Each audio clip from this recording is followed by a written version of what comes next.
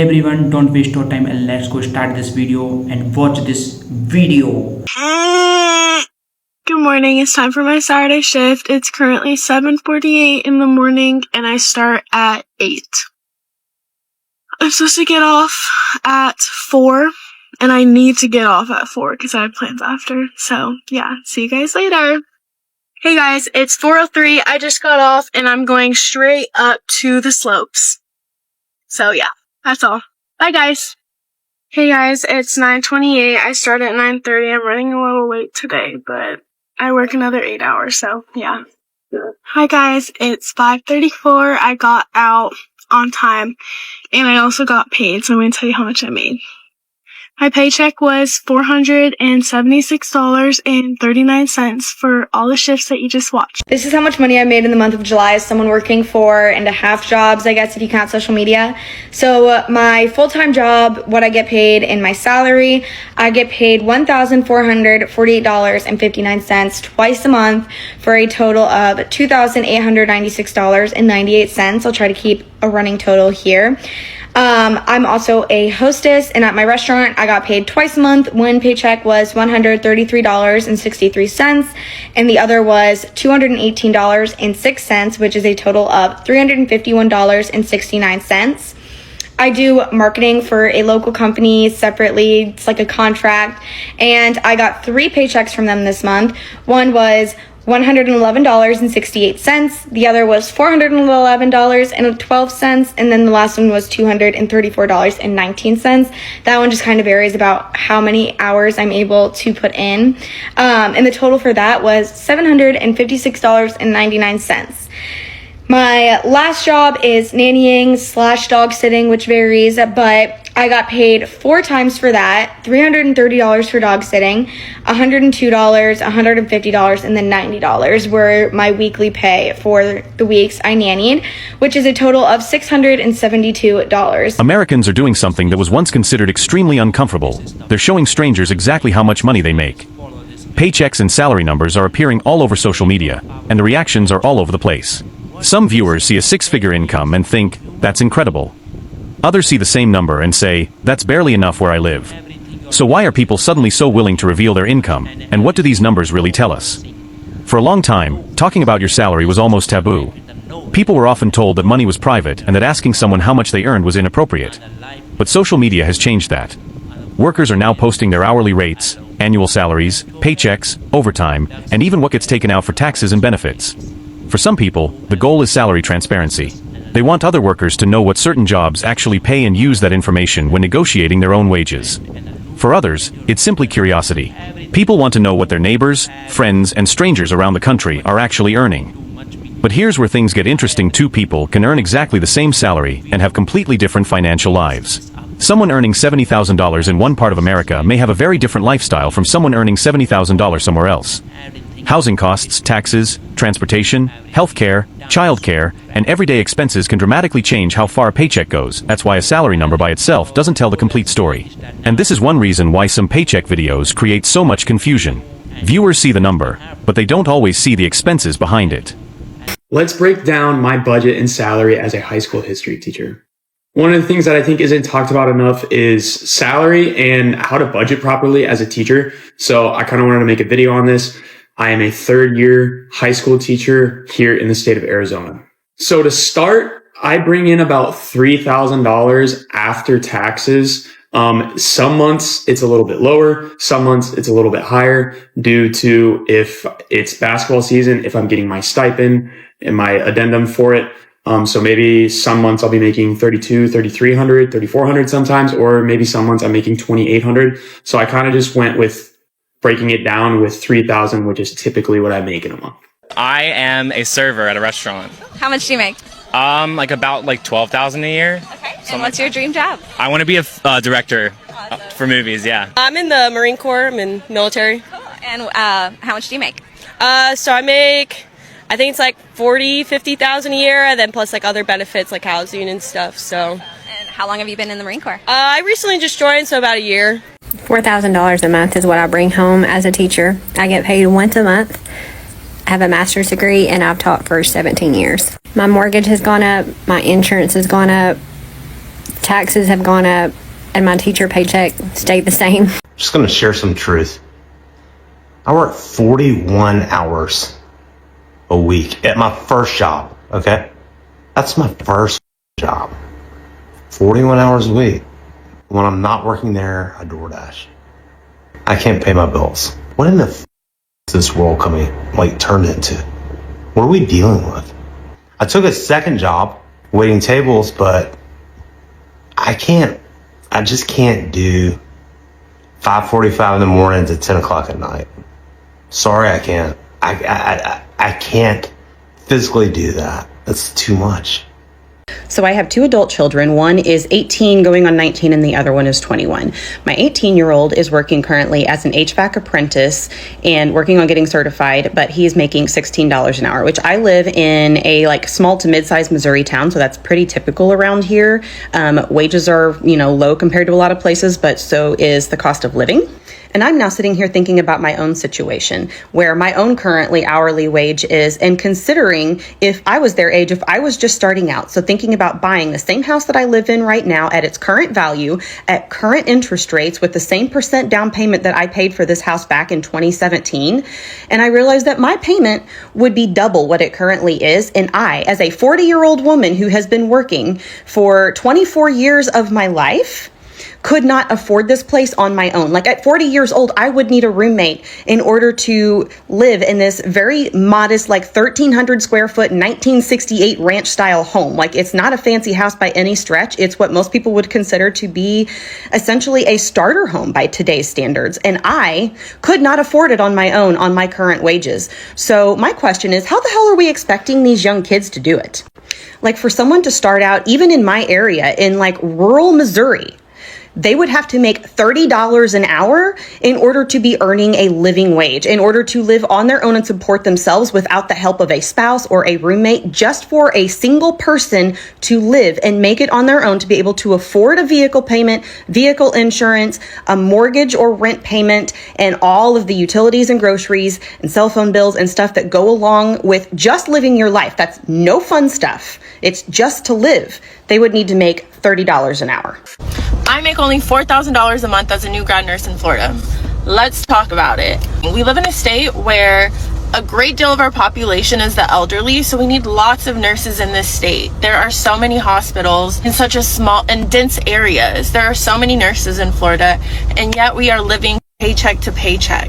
In order to make more money, they make you do things like nights or weekends, and it doesn't make sense. I think we deserve more pay. No, not think. I know we deserve more pay. There's no reason we should be struggling and barely getting by on a nurse's salary. We have people's lives in our hands. $25 an hour is nice until you realize that after tax, it's $3,250 and rent is $2,000. That's over 62% of your income.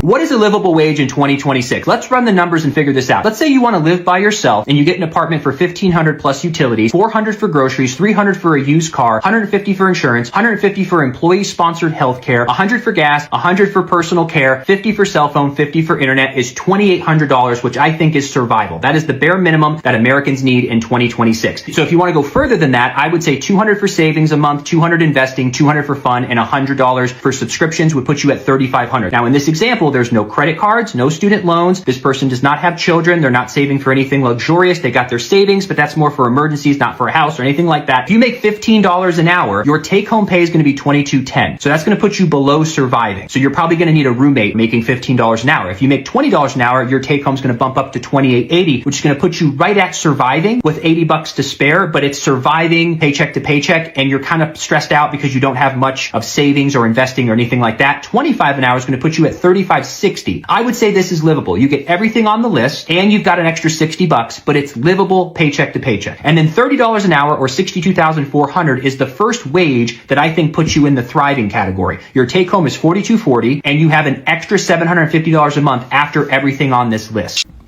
I'm not here to compare my situation to anybody else's situation, because at the end of the day, we are all struggling, especially in this economy. And although my situation is not as worse as anybody else's, it still is a struggle. So again, it's not about the comparison, because in this economy, The overwhelming majority of us working class people are struggling. And I am one of the millions of healthcare workers who's living paycheck to paycheck. I want to give clarity on a couple of things. You can make a lot of money in healthcare, but it comes at a cost.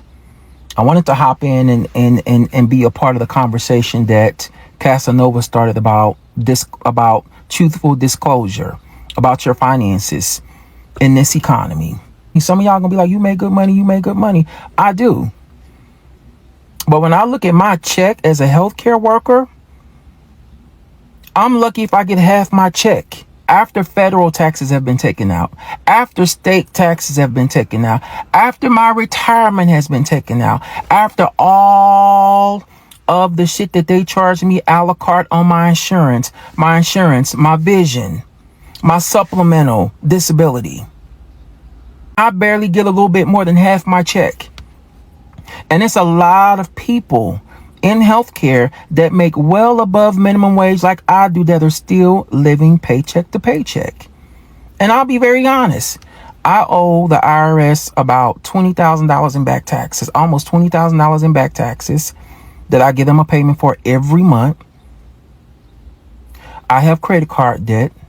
I have a car note, and I still have a small balance on my student loans, but it's still debt. I live in DC, and living in DC is not cheap, and I make well above minimum wage. And even though I'm not struggling to pay my rent, and the only reason why I'm not struggling to pay my rent is because I took my time to find something that I knew I could pay without struggling. But I don't live in a luxury apartment. I don't live in no extremely safe, nice, clean neighborhood. The neighborhood that I just moved to is pretty decent. My apartment is more than decent, and my rent is only $12.50 in DC, but Southeast DC. That comes at a cost. And the only reason why I'm saying all this is because with all the stuff that we are being taxed on, the cost of living, it's crazy. And I see why people crash out. Because you got to go to work and you have to put up with all the frustrations of dealing with what you have to deal with at your job. And then when you get your check, the overwhelming majority, if not all of your check, goes to bills, meaning cost of living. And I have definitely made my mistakes when it comes to my financial literacy has not been the best, like most Americans. So to all you that want to get on here and try to be like, oh, you should know better, the overwhelming majority of Americans don't have good financial literacy. That's why so many of us are in debt. But that still doesn't mean that the cost of living does not need to be addressed. Because I work hard for what I have. Like right now, I got a stack of tickets that I haven't paid because I don't have the money for it right now. Every time I turn around, I get a ticket in the mail. Even is that the cost of living isn't just your rent. It's gas. It's the cost of living. It's the cost that you have to pay if you take public transportation. Insurance is sky high in DC because you don't have a lot of parking spaces in DC. So you have to park on the street and they tax stuff out of you for, regardless of if you have a good record or a driving record. And I don't have a bad driving record. I don't. But like I said, I got a stack of tickets that they keep sending me. And the tickets that they sending me ain't $20 or $30. $70, $100, $150. And then if you don't pay them in 30 days, they double it. In this economy. And at the end of the day, they still have systems in place to keep you down even when you make good money. So like I say, even though my struggle is not as bad as some people, it still is a struggle. And at the end of the day, our system is broken and it needs to be fixed. That's it. That's all. Bye. I made $3,100 in the month of July working at 2 different jobs. I work at Ulta and I work at Target. If you know, you know. So this is how much I made. I made $3,109.65. Let's do a full price breakdown of how much I made at each job and how many hours I worked. I make $18 at both, which is crazy because I worked at Target for 8 years and I worked at Ulta for a couple months.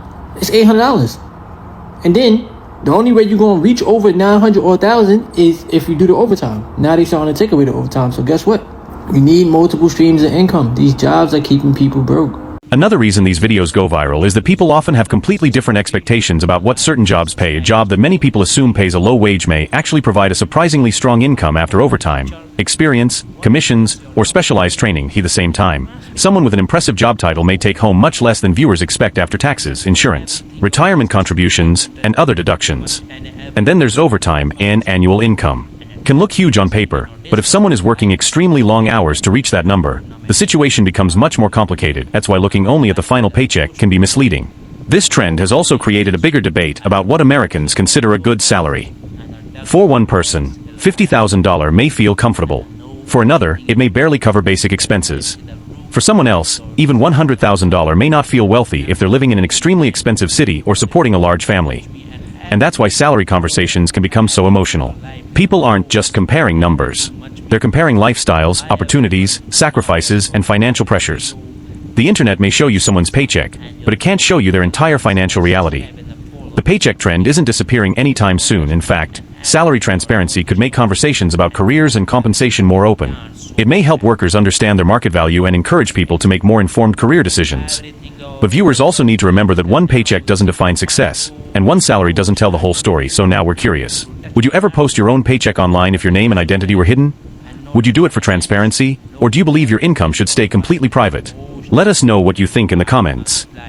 And this video is made for entertainment purpose only. Like and follow and subscribe and comment this video. An interesting part in the video, please comment and like, follow please. Thank you.